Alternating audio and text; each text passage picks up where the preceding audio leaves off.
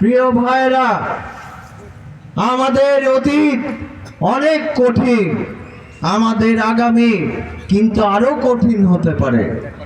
আমাদের যে দলের বিপক্ষে যে ষড়যন্ত্র, আমাদের নেতার বিপক্ষে যে ষড়যন্ত্র, আমাদের জাতীয়তাবাদী শক্তির বিপক্ষে যে ষড়যন্ত্র, সেই ষড়যন্ত্র কিন্তু এখনো শেষ হয়নি।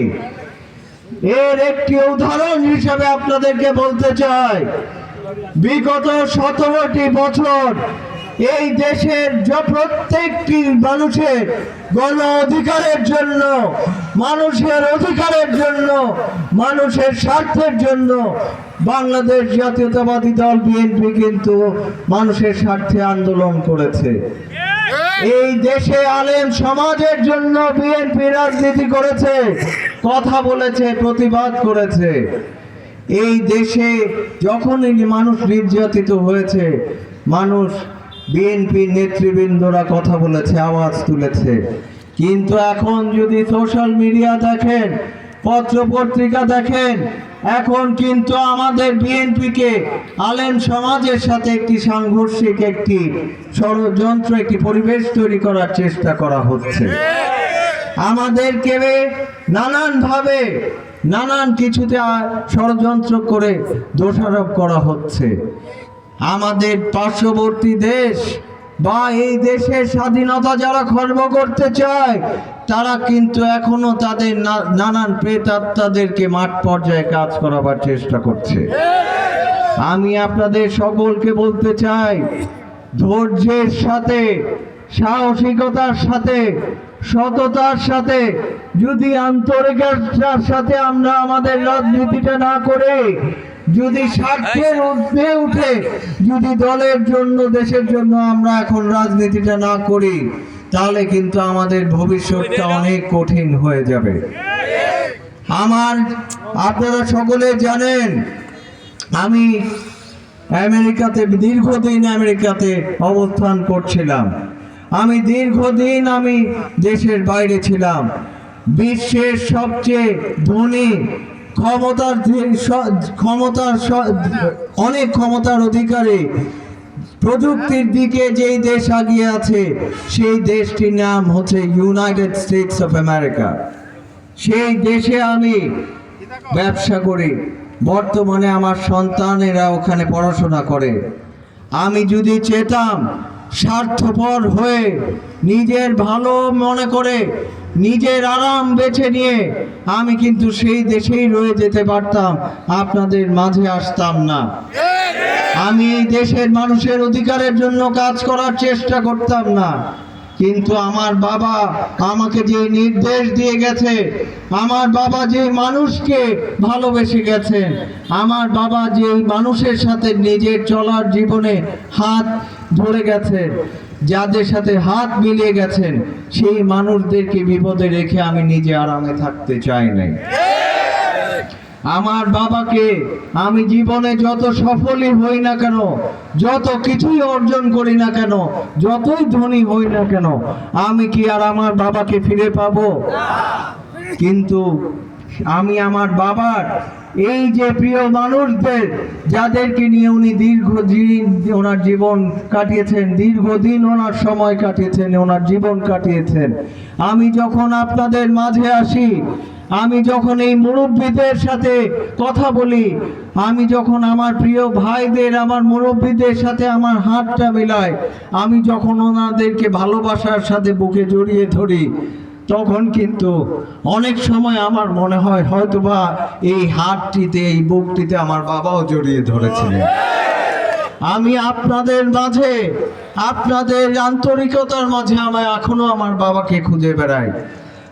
আমার বাবার স্বপ্ন ছিল এই এলাকার মানুষকে আরো উন্নত জীবন দেওয়ার, এই এলাকার মানুষকে একটি সুষ্ঠু পরিবেশ দেওয়ার, এই এলাকার মুরব্বীদেরকে একটি সম্মানের সাথে পরিবেশ দিয়ে জীবন যাপন করার পরিবেশ দেওয়ার।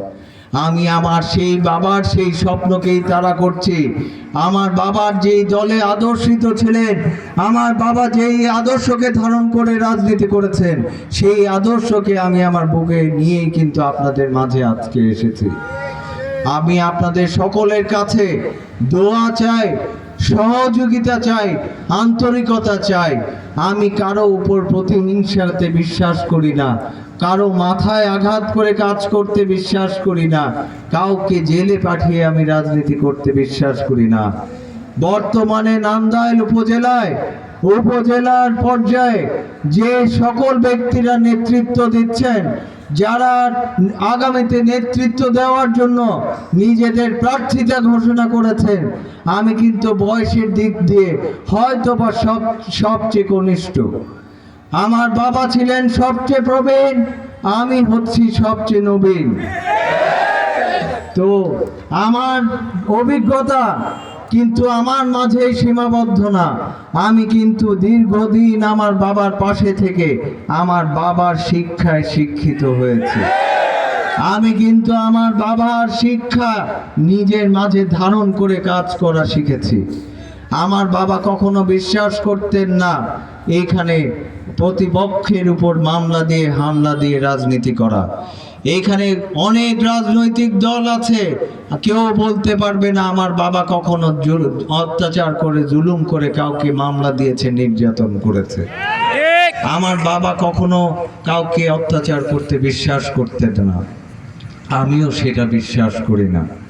আজকে অনেকে, আমি আপনাদেরকে বলে যেতে চাই, একটি ইঙ্গিত দিয়ে যেতে চাই, অতীতে যারা বিএনপির রাজনীতি করেছেন, অনেকে আমার বাবার অনেক দিন জাতীয়তাবাদী রাজনীতি করেছেন, কিন্তু নানান লোভ লালসা সামলাতে পারেননি।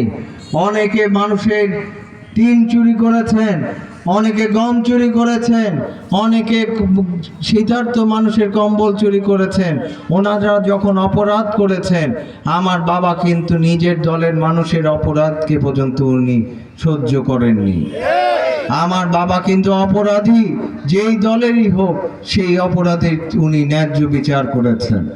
আমি সেইভাবে বলতে চাই, যারা ভিন্ন রাজনীতি করেন, যারা বিরোধী দলের রাজনীতি করেন, আমি আপনাদেরকে সতর্ক করে বলে যেতে চাই, আপনারা অনেক করেছেন, এই দেশের মানুষকে অনেক অত্যাচার করেছেন, অনেক কষ্ট দিয়েছেন।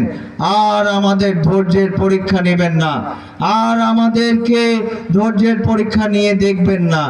আপনারা যতটা অপরাধ করেছেন, আপনাদের শাস্তি ঠিক ততটাই হবে। আমরা আপনাদের সাথেও অন্যায় করব না, আমরা সেই শিক্ষায় শিক্ষিত। কিন্তু আজকে আমাদের নেতা জনাব তারেক রহমান, যার পরিবারকে বিগত স্বৈরাচার সরকার তছনছ করে রেখে গেছে, যে তারেক রহমানকে শারীরিকভাবে নির্যাতন করেছে, যে নেত্রীকে চিকিৎসা থেকে বঞ্চিত করা হয়েছে, সেই পরিবারের একটি সদস্য, আমার নেতার সন্তান, আমার নেতার প্রিয় শহীদ রাষ্ট্রপতি জিয়া রহমান সাহেবের সন্তান মরহুম আরাফাত রহমান কোকো সাহেব পর্যন্ত ইন্তেকাল করেছে। আমার নেত্রীকে তারা বাড়ি ছাড়া করেছে। আজকে নানান অত্যাচারের পরেও আমাদের যেই নেতার আদর্শে আমরা রাজনীতি করি, আমরা যেই নেতার নির্দেশে রাজনীতি করি, জনাব তারেক রহমান বলেছেন, আমি প্রতিশোধ নিতে চাই না, আমি কারো প্রতি আমার কোনো প্রতিশোধ বা প্রতিহিংসার মানসিকতা নাই। আমি চাই এই দেশের মানুষ এই 31 দফার মাধ্যমে একটি উন্নত জীবন পাক। যেই জিনিসগুলোর থেকে এই স্বৈরাচার সরকার এই দেশের মানুষকে বঞ্চিত করেছিল, আমি এই দেশের মানুষকে সেই সকল জিনিস, সেই সকল অধিকার ফিরিয়ে দিতে চাই। আমি যদি এই মানুষকে তার অধিকার ফিরিয়ে দিতে পারি, তাহলেই মনে হবে যে আমি আমার উপর যারা অত্যাচার করেছে তাদের থেকে আমি আমার প্রতিশোধ নিয়েছি। এত সুন্দর মন মানসিকতা, এত উদার মন মানসিকতার বক্তব্য যখন শুনি, তখন রাজনীতি এবং এই মাঠ পর্যায়ে এসে সকলের মাঝে এই নেতার বার্তা পৌঁছে দিতে আমাদের সকলেরই মনে ডাক দেয়, সকলেরই ইচ্ছা হয়। সেই তারই অংশ হিসেবে আজকের এই আয়োজন। আমি আমার বক্তব্য অনেক বেশি দীর্ঘায়িত করব না, আমি সংক্ষেপে 2-4টি কথা বলতে চাই।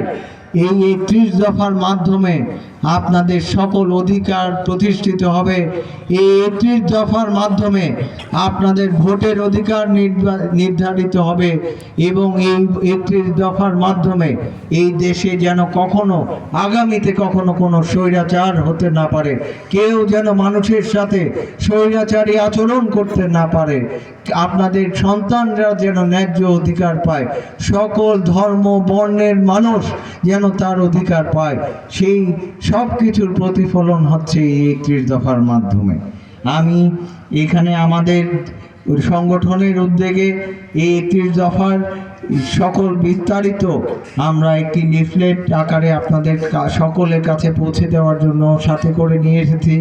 আমাদের এই অনুষ্ঠানে বক্তব্য শেষে আমি স্থানীয় নেতৃবৃন্দকে অনুরোধ করব যে আপনারা এই 31 দফার বার্তাগুলি উপস্থিত সকলকে এবং সম্মানিত এলাকাবাসীকে আপনারা দয়া করে পৌঁছে দেবেন। আমি আপনাদেরকে সর্বোপরি বলতে চাই, এই নান্দাইলের রাজনীতির একটি বিখ্যাত কথা হয়েছিল বর্তমান অতীতে, একটি উক্তি অনেক বড় বিখ্যাত হয়েছিল যে খালি আই সুইন আর গেসুইন। একজন বলেছিলেন আই সুইন আর গেসুইন। তা আমি বলতে চাই, আমি নাসের খান চৌধুরী, আপনাদের প্রিয় নেতা খুররম খান চৌধুরীর সন্তান। আমরা অতীতেও আপনাদের সাথে ছিলাম, বর্তমানেও আছি, ইনশাআল্লাহ আগামীতেও জীবনের শেষ নিঃশ্বাস পর্যন্ত আপনাদের পাশে থাকব। বিজয়ী হলেও আপনাদের পাশে থাকব, পরাজিত হলেও আপনাদের পাশে থাকব। কোনো পদ পদবি পেলেও আপনাদের পাশে থাকব, পদ পদবি না থাকলেও আপনাদের পাশে থাকব। তাই আমি আপনাদেরকে বলতে চাই, আসুন আমরা সকলে ঐক্যবদ্ধভাবে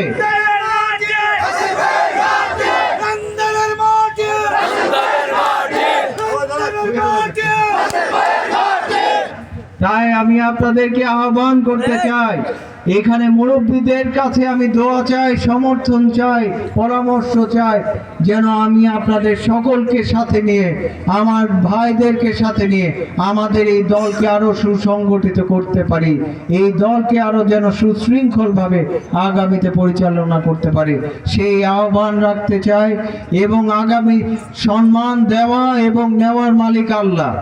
আমার ভাগ্যে কি আছে আমি জানি না, আমার ভাগ্যে কি ঘটবে তাও আমি জানি না, কিন্তু আপনারা আমার জন্য এই শুধু এতটুকুনি দোয়া করবেন যে আপনাদের প্রিয় নেতার সন্তান আমি আপনাদের কারো সন্তান তুল্য, কারো ভাই তুল্য, কারো বড় ভাই তুল্য।